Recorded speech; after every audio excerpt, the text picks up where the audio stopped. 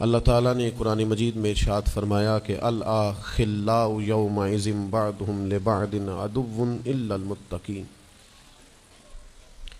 فرمایا بڑے گہرے دوست بھی قیامت والے دن دشمن بن جائیں گے سوائے ان کے جو پرہیزگار ہوں گے۔ پرہیزگار لوگوں کی دوستیاں قیامت والے دن بھی قائم رہیں گی، باقی جو گہرے ترین دوست ہوں گے وہ قیامت والے دن دشمن بن جائیں گے۔ الا المتقین، سوائے پرہیزگاروں کے۔ دنیا میں آپ کو کوئی شخص ایسا نہیں ملے گا جس کا کوئی دوست نہ ہو، اور وہ لوگ بھی بڑی کثرت سے ملیں گے جو دوستوں کا شکوہ بہت کرتے ہیں۔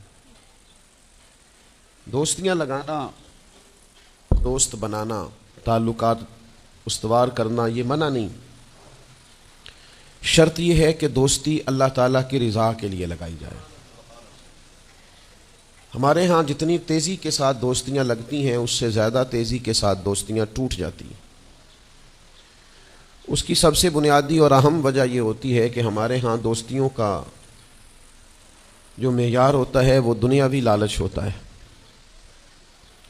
ہم اپنے مخصوص مفادات کی خاطر دوستی لگاتے ہیں، اور جب تک ہمارا وہ مفاد پورا ہوتا ہے تب تک تو ہم اس دوستی کو قائم رکھتے ہیں، اور جہاں ہم محسوس کرتے ہیں کہ اب یہ مفاد پورا نہیں ہو رہا وہاں ہم شکوہ، شکایتیں، اعتراضات شروع کر دیتے ہیں، اور اس کا نتیجہ یہ نکلتا ہے کہ بڑی محبت سے شروع ہونے والی دوستی بھی بڑی تیزی سے ٹوٹ جاتی۔ تو میرے بھائیو یاد رکھیے گا کہ دوستی اور تعلق قائم رکھنے کے لیے سب سے اہم اور سب سے بنیادی ضرورت یہ ہے کہ دوستی محض اللہ کی رضا کے لیے لگائی جائے۔ اللہ کے پیارے حبیب صلی اللہ تعالیٰ علیہ وسلم بیان فرماتے ہیں، حضور فرماتے ہیں قیامت والے دن اللہ کی بارگاہ سے یہ اعلان ہوگا کہ کہاں ہیں وہ لوگ جو میری رضا کے لیے آپس میں محبت کیا کرتے تھے۔ رب فرمائے گا جب آج میرے عرش کے سائے کے علاوہ کوئی سایہ نہیں ہے تو میں انہیں اپنے عرش کا سایہ عطا کروں گا، کیونکہ وہ میری رضا کے لیے آپس میں دوستی کرتے، میری رضا کے لیے انہوں نے آپس میں محبت کی۔ تو دوستی کا سب سے پہلے تو یہ سٹیٹس بنائیں کہ اس کے اندر محض اللہ کی مرضی، اللہ کی رضا کے لیے ایک دوسرے سے پیار، منفعت نہ ہو اس کے اندر کوئی بھی، دنیاوی لالچ کوئی بھی نہ ہو، ہرس نہ ہو، ہوس نہ ہو، طمع نہ ہو، ذاتی مفادات نہ ہو۔ جب ان سے بالاتر ہو کر لوگ دوستیاں لگاتے ہیں تو وہ دوستیاں قائم رہتی ہیں۔ اللہ کے پیارے محبوب صلی اللہ تعالیٰ علیہ وسلم نے فرمایا قیامت والے دن کچھ لوگ ایسے ہوں گے جن پر انبیاء اور اولیاء رشک کریں گے، ان کے چہرے 14ویں رات کی طرح چمک رہے ہوں گے، انہیں نور کے ممبروں پہ بٹھایا جائے گا۔ یا رسول اللہ اتنی فضیلت ان لوگوں کو حاصل ہے، یہ کون لوگ ہیں؟ تو حضور فرماتے ہیں یہ وہ لوگ تھے جو جس سے بھی دوستی لگاتے تھے، پیار کرتے تھے، محض اللہ کی رضا کے لیے کرتے تھے۔ تو اللہ تعالیٰ صبح قیامت انہیں اعزازات سے نوازے گا، شرف سے نوازے گا، فضیلت سے نوازے گا۔ دوسری بات یہ ہے کہ دوستی کب قائم رہتی ہے؟ دوستی تب قائم رہتی ہے جب ہم نا دوستوں سے زیادہ امیدیں نہ لگائیں، انسانوں کو انسان ہی سمجھیں۔ ان سے بہت لمبی اور وسیع امیدیں لگا لینا اور بڑے وسیع مطالبات کرنا اور بڑی لمبی چوڑے تقاضے دوستوں سے کرنا۔ میں اکثر دوستوں کی خدمت میں یہ گزارش کیا کرتا ہوں کہ اپنے دوستوں سے کوئی مطالبہ کر کے انہیں آزمائش میں نہ ڈالو۔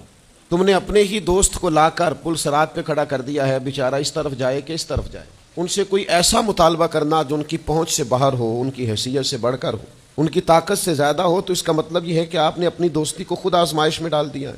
آپ اتنے لمبے چوڑے تقاضے نہ کریں، آپ محدود سا لوگوں کے ساتھ تعلق بنائیں۔ وہ جی میں اس کے اتنا کام آیا ہوں تو اب اس کو اس سے ڈبل آنا چاہیے، تو آپ نے دوستی کی نہیں، آپ نے تو تجارت کی۔ اگر آپ کی محبت ہوتی تو پھر تو آپ کا انداز اور ہوتا، جب تیرا حکم ملا ترک محبت کر دی، دل مگر اس قدر تڑپا کہ قیامت کر دی۔ تو یاد رکھیے گا کہ آپ حکم جب آ گیا، جب آپ محسوس کریں تو اس وقت پھر آپ اس چیز کو سمجھ جائیں۔ تو دوستیوں کو کبھی بھی آپ کٹہرے میں کھڑا نہ کریں، تعلقات کو کبھی بھی آزمائش کی بھیٹ نہ چڑھائیں، اس طرح کا ماحول نہ بنائیں جس میں آزمائش پیدا ہو، جس میں تکلیف بڑھ جائے، جس میں کرب کا احساس سامنے والے کو ستائے۔ کوشش کریں گنجائش رہے ماحول کے اندر، آسانی رہے، وسعت رہے۔ تیسری بات یہ ہے کہ اگر آپ محسوس کرتے ہیں کہ دوستی کو چلانا ہے تو پھر صرف اسی چیز کو نہ یاد رکھیں جو چیز آپ کو آج میسر آ رہی ہے اور آج آپ کو انکار ہو رہا ہے. اس سے پہلے جو دوستوں نے بڑی وفائیں کی ہیں وہ بھی تو یاد رکھے نا. ہمارا یہ ماحول ہوتا ہے کسی بندے نے 99 دفعہ نیکی کی ہے، ایک دفعہ انکار کیا ہے، تو ہمیں ایک دفعہ کا انکار تو یاد رہتا ہے لیکن 99 نیکیاں یاد نہیں رہتی. یہ بہت بڑی زیادتی ہے. آپ کو اگر اتنی لمبی چوڑی اس کی نیکیاں فراموش کرنے میں 1 منٹ نہیں لگا تو پھر آپ نے دوستی کس مقصد کے لیے لگائی تھی؟ آپ اس کو سمجھیں، اس کو آپ محسوس کریں. تو میں نے یہ دیکھا ہے زندگی میں کہ لوگ چاہتے ہیں کہ روز ان کا مطالبہ پورا کیا جائے، روز ان کا مطالبہ پورا. ہمارے ایک دوست تھے، بزرگ تھے، تو وہ سلسلہ طریقت کو چلاتے تھے. خانقاہ نظام کو، نظم کو لے کے چلنا مشکل ہوتا ہے. تو ان کے ایک مرید نے شکوہ کیا. اس نے کہا کہ حضرت پہلے آپ بڑا وقت دیتے تھے، اب آپ ٹائم نہیں دیتے. تو فرمانے لگے پہلے میرے بچے 1-2 تھے، اب درجنوں میں ہو گئے، اب وقت بانٹ کے ملے گا نا. والد پہلے ایک پر توجہ دیتا ہے، بچے 4 ہو جائیں تو ٹائم تقسیم، بات کی سمجھ آ رہی ہے؟ تو وقت تقسیم ہو کے ملے گا نا جب بچے بڑھ جاتے ہیں. اور فرمانے لگے ابھی تو میرے سمجھ لو 10-15 بچے ہیں، تو جب پوتے نواسے نواسیاں ہو گئے تو یہ اور زیادہ بڑھ جائے گا، پھر اس میں اور زیادہ تقسیم کار ہو جائے گی. تو پھر اس طرح کر کے ماحول میں تقسیم ہو جاتی. اور یہ ہوتا ہے، یہ ایک صورت ہے. آپ دیکھیے نا، کبھی ایسا بھی ٹائم تھا حجر اسود پر کہ اس کو ہاتھ لگا کے آپ چوم لیتے تھے، اور ڈھیروں وقت صحابہ اس پر چہرے رکھ کے رویا کرتے تھے. پھر ایسا وقت آیا کہ چھڑی لگا لو بھائی، چھڑی لگا کے پیچھے ہٹ جاؤ. اور اب ایسا ٹائم ہے کہ آپ دور سے استلام کر لیں. اب اگر آپ کہیں کہ مسلمان دیکھو جی حجر اسود کو تو ہاتھ لگانے کا موقع ہی نہیں مل رہا، تو بھائی نبی پاک نے تو فرمایا میں قیامت والے دن کثرت امت پر فخر کروں گا کہ میری امت زیادہ ہے. تو یہ تو تعداد کا بڑھنا، یہ تو کثرت کا ہونا، یہ تو باعث ناز اس کو سرکار نے کہا. اب آپ دائروں میں محدود کرنا چاہتے ہیں، آپ اس طرح کا ماحول بنانا چاہتے ہیں کہ کوئی شخص مقید ہو جائے، وہ اس دائرے سے باہر نہ نکلے، تو یہ تو بات درست نہیں ہے. تو کوشش کرنے کا مقام یہ ہے کہ آپ دوسروں کے لیے بھی گنجائش پیدا کریں، دوسروں کے لیے بھی آسانی کرنے کی کوشش کریں، پھر تعلق برقرار. اور پھر آپ پچھلی نیکیاں بھی تھوڑی یاد رکھیں کہ اس سے پہلے اس نے بڑی نیکی کی، بڑی محبت کی، تو پچھلی نیکیاں بھی دوستوں کو یاد رکھیں. صحیح بخاری سے ایک حوالہ عرض کرتا ہوں. نبی پاک صلی اللہ تعالیٰ علیہ وسلم کا نا ایک راز لیک ہو گیا. حضور مکہ مکرمہ پر حملہ کرنا چاہتے تھے، تو ایک خط لکھ کے دیا گیا ایک عورت کو کہ جا کے پہلے سے آگاہ کر دو مکے والوں کو کہ تم پر حملہ ہونے والا ہے. اس عورت نے وہ خط اپنے بالوں میں چھپایا اور وہ نکل گئی.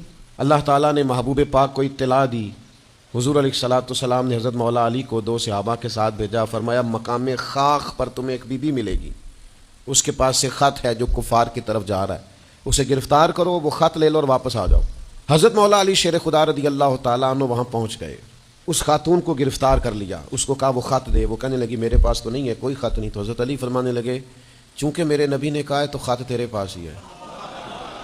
ہاں، ساڈے نبی دی زبان ساڈے واسطے قرآن، وہ زبان جس کو سب کن کی کنجی کہیں، اس کی نافذ حکومت پہ لاکھ. خط تیرے پاس ہے. آپ نے تلوار نکال لی. فرمایا نکالتی ہے کہ نہیں؟ اس نے بال کھولے، خط نکال دیا. وہ خط جب کھولا تو خط لکھا تھا حضرت حاتم بن ابی بلتع رضی اللہ تعالیٰ عنہ، بدری صحابی ہیں. وہ خط لے کے آ گئے، نبی پاک کی بارگاہ میں پیش کیا. حضور نے خط کھولا. حضرت عمر کہنے لگے مجھے اجازت دے میں اس کی گردن کاٹوں، اس نے ہمارا راز فاش کیا ہے. کتنی بڑی بات ہے. قرآن مجید کی سورہ ممتحنہ اس وقت نازل ہوئی تھی جب یہ واقعہ ہوا تھا. اللہ کے حبیب علیہ السلام نے فرمایا عمر ٹھہر جا، اتنی جلدی نہ کر، اس بندے کی وفات تو دیکھ، یہ بدر میں بھی تلوار لے کے ہمارے ساتھ گیا تھا، بدری صحابی ہے. اس کی وہ بات یاد رکھ کہ بدر کے مقام پر جب کہ بڑا مشکل تھا کافروں کے سامنے کھڑا ہونا، ان کی 1000 تعداد تھی اور مسلمان بڑی عددی طور پر اس کثرت کا شکار نہیں تھے، صرف 313 تھے. اس موقع پر ان کے ساتھ کھڑا ہونا کوئی آسان نہیں تھا، لیکن یہ پھر بھی ہمارے ساتھ گئے تھے. تو حضرت عمر رضی اللہ تعالیٰ عنہ جب چپ کر گئے تو اللہ نے قرآن نازل کیا، کہا اے ایمان والو یہودیوں اور عیسائیوں کو اپنا دوست نہ بتاؤ. تو حضور فرمانے لگے دیکھ لو عمر، اللہ نے اسے مومن کہہ کے پکارا ہے، اللہ نے بھی اسے. اب نبی کریم نے فرمایا بتاؤ یہ تم نے کیا کیا؟ تو عرض کی یا رسول اللہ صلی اللہ علیہ وسلم آپ میرا ظاہر باطن جانتے ہیں. جتنے بھی یہاں سے لوگ ہجرت کر کے مکے سے آئے ہیں نا، ان کا کوئی نہ کوئی رشتہ دار مکے میں ہے جو ان کے رشتہ داروں کا، بال بچوں کا، گھر والوں کا دھیان رکھتا. میرا وہاں کوئی بھی نہیں. اور مجھے پتا تھا آپ نے حملے کا ارادہ کر لیا ہے تو انشاءاللہ کامیابی اللہ نے مسلمانوں کو ہی دینی ہے، وہ کر کچھ نہیں سکتے. میں ان پر ایک احسان کرنا چاہتا تھا تاکہ وہ میرے بچوں کا اور میرے پیچھے گھر والوں کا تھوڑا خیال رکھیں. اتنی سی میری خواہش تھی. میرے نبی کریم نے ان کا عذر قبول کر لیا. فرمایا ٹھیک ہے، آپ جو کہہ رہے ہیں بات ایسے ہی ہے، آپ کو اسلام کو نقصان نہیں پہنچانا چاہتے، آپ یہ چاہتے تھے کہ کوئی ایک نیکی ان پہ کر دی جائے تاکہ وہ آپ کے. تو اتنی بڑی بظاہر بات تھی لیکن حضور نے قبول کر لی. معنی کیا ہے کہ دوستوں کی پچھلی نیکیاں بھی یاد رکھنی چاہیے، ان کی پچھلی بھی خوبیوں اور پچھلے بھی معاملات کو تھوڑا یاد رکھنا چاہیے. ہم کیا کرتے ہیں؟ ہم کہتے ہیں جی اب وہ یہ نہیں کر رہا، بھئی تب کر رہا تھا نا تو تب کی یاد کر لو، تب کی یاد رکھ لو، اس وقت کی آپ خیال کر لیں. ہم کیا کرتے ہیں؟ ہم 99 دفعہ کسی نے نیکی کی ہے تو ہم کہتے ہیں 100/100 چاہیے، آج بھی یہ کرے گا تو پھر تو قابل قبول ہے. تو اس سے کیا ہوتا ہے؟ اس سے تکلف پیدا ہوتا ہے. ایک آدمی روز کیسے نیکی کر سکتا ہے؟ چوتھی بات یہ ہے، اگر ہم چاہتے ہیں دوستیاں نبھیں تو اسلام کا ایک حسن ہے کہ اسلام دین اعتدال ہے. اسلام کہتا ہے چلو ہی ذرا معتدل ہو کے، پہلے ہی ذرا تھوڑا سا احتیاط سے چلو. ہم جب کسی بندے کے اوپر فدا ہوتے ہیں تو پھر پورے ہی فدا ہوتے ہیں، پھر تو جناب یہ بھی تیرا ہے، یہ بھی تیرا ہے، یہ بھی تیرا ہے. اور جب بعد میں لڑائی ہوتی ہے تو چائے کی پیالیوں کا بھی حساب کرتے ہیں کہ وہ جو وہاں جاتے ہوئے چائے پی تھی نا اس کے پیسے بھی میں نے دیے تھے، لہذا وہ بھی میرے بنتے ہیں واپس کر. کورے ورک کتاب نہیں ہوندے، پتھر دل گلاب نہیں ہوندے، اور سجنا پہلوں ہی سوچ کے لائیں پھر یاراں نال حساب نہیں ہوندے. آپ سوچ سمجھ کے دوستی لگائیں، تعلقات کو سوچ سمجھ کے لے کے آگے چلیں. نبی پاک صلی اللہ علیہ وسلم نے فرمایا وقفے سے ملا کرو محبت بڑھتی ہے. تھوڑا نا وقفے سے ملا کرو، اس سے محبت بڑھے گی. یہ جو بہت وارفتگی ہے نا، بہت وارفتگی ہے، بہت جوش ہے، تو اس کا نتیجہ یہ نکلتا ہے کہ جتنی زور سے گیند دیوار سے لگتی ہے پھر اتنی زور سے ہی گیند واپس آتی ہے، اس کے نتائج ٹھیک نہیں نکلتے. تو عرض یہ کرنا چاہتا ہوں کہ اعتدال میں رہیں، معتدل رہیں، آپ اس حد سے تجاوز ہی نہ کریں. میرے پاس یہاں ایک دوست آئے تو مجھے کہنے لگے جی میرا دوست بڑا اچھا تھا، بڑا نائس تھا، بڑا بہترین تھا، بڑا پیارا تھا، میرے ایک دوسرے دوست نے اسے خراب کر دیا. تو میں نے کہا وہ دوسرا دوست؟ میں سمجھا نہیں. کہنے لگے یہ میرا پرانا دوست تھا جس نے اسے خراب کیا، اور جسے کیا وہ نیا تھا 2-4 سال. اس کی میں نے دوستی لگائی تھی، اب وہ دونوں ڈائریکٹ ہو گئے اور مجھے انہوں نے بیچ میں سے نکال دیا ہے. تو میں نے کہا یہ تو اکثر ہوتا ہے، پہلی دفعہ تو نہیں ہوا، اس طرح تو ڈھیر دفعہ ہوتا ہے. کہنے لگے میں کروں کیا؟ میں نے بڑا شور کیا ہے، ان کو اپنے احسان بھی یاد کرائیں پر وہ مانتے نہیں. میں نے کہا اب حال ہے نا، تھوڑا چپ کر جا کچھ عرصے کے لیے، تھوڑی خاموشی اختیار کر. جو چپ کر جاتا ہے وہ بھی بچ جاتا ہے. اگر تم چاہتے ہو کہ یہ دوستی پھر سے بحال ہو جائے تو زیادہ شکوے نہ کرو، زیادہ شکایتیں. ہم بعض اوقات اعتراضات اتنے کر بیٹھتے ہیں، شکوے اتنے کر بیٹھتے ہیں، اپنی زبان سے باتیں اتنی نکال بیٹھتے ہیں کہ دوبارہ پھر دوستی کا بحال ہونا ممکن ہے. ایک حدیث یاد رکھیں گے اگر سناؤں آپ کو تو؟ نبی پاک صلی اللہ تعالیٰ علیہ وسلم نے فرمایا کسی سے دشمنی بھی کرو تو اعتدال سے کرو، ہو سکتا ہے کل کو وہ تمہارا دوست بن جائے. اور فرمایا کسی سے دوستی بھی کرو تو اعتدال سے کرو، ہو سکتا ہے کل یہ دشمن بن جائے. دوستی اور دشمنی میں یہ جامع ترمذی میں حدیث، اعتدال کا رستہ نہ چھوڑو، معتدل رہو. سارے راز ہی دے بیٹھنا، ساری باتیں پہلے کر لینا اور اعتراض کرنا، اب تو شکوے بھی پھر سارے ہی کر لینا. دوست کو اس کی کمزوریوں کا بھی پتہ ہوتا ہے، وہ ساری کمزوریاں بھی اس کی بیان کر لینا، اس کو بھی بتانا، اس کو بھی بتانا، اس سے بھی ذکر کرنا. تو یہ انداز درست نہیں ہے. آپ معتدل انداز میں دوستی لگائیں، اعتدال کے ساتھ چلیں، شکوے زیادہ نہ کریں، اعتراض زیادہ نہ کریں. وہ بے وفا ہی صحیح پھر بھی یار اپنا، چلو اس میں کمی ہے، وہ اس میں بے وفائی ہے، پر سجن تو اپنا ہے نا. تو دوستی ہماری ہے اس کے ساتھ، اس کی کمزوریوں کو چھپائیں. آپ اس معاملے پر تھوڑا سا اپنے ظرف کو کشادہ کریں، آپ تھوڑی وسعت پیدا کریں. ہم سمجھتے نہیں چیزوں کو، ہم غور نہیں کرتے، اس خاص انداز میں چیزوں کو نہیں لیتے جس انداز میں چیزوں کو لینا چاہیے. ہماری ذاتی کمزوریاں ہوتی ہیں اور ہم ان کمزوریوں کا دوسروں پہ ڈال دیتے ہیں، کہتے ہیں وہ بے وفا نکل آیا. بھئی آپ بھی حد سے زیادہ فریفتہ تھے، اب آپ ہی حد سے زیادہ اعتراض کر رہے ہیں. حضور نے فرمایا جس کی تعریف کر لو پھر دوبارہ اس پر کبھی تنقید، جو بیٹھے ہیں تعریف تو ختم ہو گئی بات. پھر تھوڑی چشم پوشی کرو، انسانوں میں کمیاں بھی ہوتی ہیں. تو دوستی کو صحیح طور پر آگے لے جانے کے لیے چھٹا سبق یہ ہے کہ تھوڑی سی نا عادت عیب پوشی کی بھی بنائیں. تھوڑا پردہ پوشی کا مزاج ہو تو پھر بھی ذرا دوستی آگے سمجھ آ رہی ہے بات کی؟ تھوڑی سی نا نظر عیب پوشی والی بھی. کچھ لوگوں کی تنقید کی آنکھیں اتنی زیادہ کھلی ہوتی ہیں کہ وہ بیچارے کسی جگہ بھی تعلق نہیں رکھ سکتے. جہاں جاتے ہیں انہیں کمیاں ہی کمیاں نظر آتی ہیں، خامیاں ہی خامیاں نظر آتی ہیں. ان کا مزاج نہیں ہوتا کسی عیب کو چھپانے کا. تو آپ جس جگہ پہ موجود ہیں، جس جگہ آپ کے تعلقات ہیں، جہاں دوستی ہے، جہاں محبت ہے، وہاں تھوڑا سا عیب پوشی کا بھی مزاج ہونا چاہیے.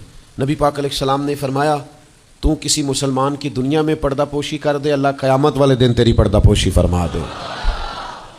آپ تھوڑا سا اس کا عیب چھپا دیں، بات ختم ہو گئی. تھوڑی سی پردہ پوشی کر دیں. دیکھیں نا، ہمیں حکم دیا گیا ہے شریعت میں، کسی شخص کا انتقال ہو گیا، اب کچھ لوگ اس کے غسل میں شریک ہیں، تو ان کو حکم یہ ہے کہ اگر تم نے کوئی اچھی بات دیکھی نا، خوبی دیکھی، چہرہ کھل گیا ہے، جسم تر و تازہ ہے، تو یہ سب کو بتاؤ. اور اگر تم کچھ ایسی چیز دیکھو کہ بیماری کی وجہ سے جسم اکڑ گیا ہے یا کسی وجہ سے چہرے پہ کوئی سیاہی آ گئی، جو کسی سے ذکر نہ کرو. جانے والے کے لیے تم اچھی چیزوں کو تو بیان کرو، لیکن نقائص کو کبھی بھی بیان نہ کرو. اور نبی پاک علیہ السلام نے فرمایا اذکروا محاسن موتاکم، جب تم میں سے کوئی دنیا سے چلا جائے تو اس کی اچھی اچھی باتوں کا بیان کرو، اس کی اچھی اچھی باتوں کا ذکر کرو، اس کی خیر والی باتیں ڈھونڈ کے لوگوں کو سناؤ. یہ خوبی پائی جاتی تھی، یہ خوبی پائی جاتی تھی، یہ خوبی پائی جاتی. میں تھوڑے دنوں کی بات ہے، ایک جگہ پہ میں حاضر تھا، تو ایک صاحب وہاں اپنے ہی دوستوں کے کسی جھوٹ کا ذکر کر رہے تھے، اور وہ کہتے ہی جا رہے تھے بڑا غلط ہے، بڑے جھوٹ بولتا ہے، بڑے جھوٹ بولتا ہے، بڑے جھوٹ بولتا ہے. تو ایک آدھ دفعہ میں نے ان سے کہا کہ چلیں چھوڑیں، کوئی اور موضوع بھی ڈسکس کریں. پھر انہوں نے کہا جی وہ بے وفا بھی بڑا ہے، مطلب پرست بھی بڑا ہے. پھر میں نے کہا چلیں کوئی اور موضوع بھی چھیڑیں. انہوں نے کہا نہیں جی وہ بندہ ہی بڑا غلط ہے. میں نے ان سے کہا ایک بات کروں؟ کہنے لگے کر لے. میں نے کہا آپ کو اس سے پیار بڑا ہے. کہنے لگے وہ کیسے؟ میں نے کہا آپ اس کا موضوع چھوڑنے کو تیار ہی نہیں. یہ جو آپ شکوہ کر رہے ہیں نا، اس کو نچوڑے نہ تو اس کے اندر سے محبت چھلکتی ہے. آپ اس کا موضوع چھوڑنے کو تیار.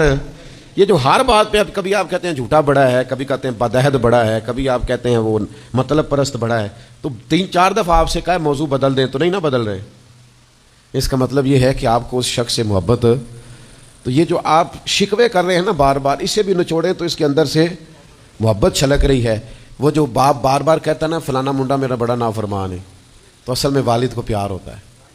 وہ بار بار جو اس کا ذکر کرتا ہے، بار بار لوگوں کے سامنے. اچھا بچہ کہہ رہا ہوتا ہے مجھے بدنام کر رہے ہیں، یہ دیکھیں جی بار بار ہر جگہ سے یہ میری شکایتیں کرتے ہیں. تو اصل بات کیا ہوتی ہے؟ اصل بات یہ ہوتی ہے کہ اس بندے کو اس سے محبت بہت زیادہ ہے. وہ چاہتا ہے اس پیار کے سبب سے، اس محبت کی وجہ سے، کہ وہ بار بار اس کا ذکر کرے، بار بار اس کا تذکرہ کرے. تو تھوڑی عیب پوشی کا مزاج بنائیں، تھوڑا درگزر کی طبیعت بنائیں، تھوڑا ماحول کے اندر اس طرح کا مزاج لے کے آئیں. ہم دوستوں سے میں اکثر ایک بات کرتا ہوں، ہم نا صرف خامیاں یاد رکھتے ہیں، خوبیوں کا ذکر نہیں کرتے. اس کا نتیجہ یہ نکلتا ہے کہ ہماری دوستیاں تیزی سے ختم ہوتی ہیں، تعلقات زیادہ دیر پا ہوتے نہیں، چلتے نہیں. ہمیں کرنا یہ ہے کہ ہمیں اللہ کی رضا کے لیے دوستی کرنی، اللہ کی رضا کے لیے لوگوں سے پیار کرنا، اللہ کی رضا کے لیے اللہ کے بندوں کی باتیں سننی، اللہ کی مخلوق سمجھ کے لوگوں کی خوبیاں دیکھنی، اللہ کے بندے سمجھ کے ان کے اندر پائی جانے والی باتوں کو ہم نے اخذ کرنا. اگر ہم تعلقات میں لالچ لائیں گے، ذاتیات لائیں گے، زیادہ امیدیں لگائیں گے، اس کا نتیجہ ٹھیک. ایک بزرگ غریب تھے، پھر امیر ہو گئے، تو کسی نے ان کو مبارک دی کہ بڑی بات ہے، آپ کو اللہ نے بڑے پیسے دیے ہیں. تو فرمانے لگے یار پہلے جو یار تھا وہ میرا دوست تھا، اب تو ڈھیر سارے لوگ میری جیب کے دوست ہیں، اب تو جیب کا رشتہ ہو گیا ہے لوگوں کا، ڈھیر سارے لوگوں کا. تو دوستیوں میں اخلاص لائیں، خلوص لائیں. ساری زندگی یہ طے کریں کہ میں نے دوست کے کام آنا ہے، پر میں نے دوست کو کام کہنا نہیں. میں نے اس کی خدمت کرنی ہے، لیکن کبھی اسے اپنی خدمت کے لیے مجبور جس حد تک ہو سکے اس کی مدد کرنی ہے، لیکن کبھی اسے اس تکلیف میں ڈالنا. یہ مزاج پیدا کریں. آپ کو اس دوستی میں روحانیت محسوس ہوگی، اس تعلق کے اندر آپ کو ٹھنڈک محسوس ہوگی. لیکن جب شائبہ ایک نقطے کا بھی ذاتی لالچ کہا جائے گا نا، پھر اس میں ٹھنڈک نہیں رہے گی، اس میں وہ خوبی نہیں رہے گی جو کہ ہونی چاہیے. اللہ تعالی ہمیں سمجھنے کی توفیق دے.